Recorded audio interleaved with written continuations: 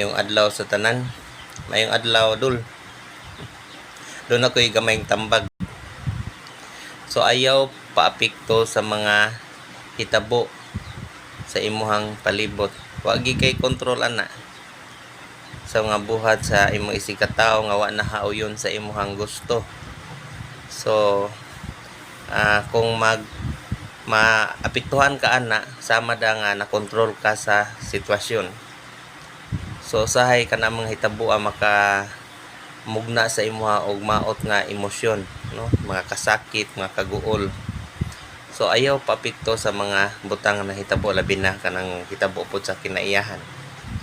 So ang aduna lamang kay kontrol mao ang imuhang huna-huna, ang imuhang pag-respond sa maong sitwasyon.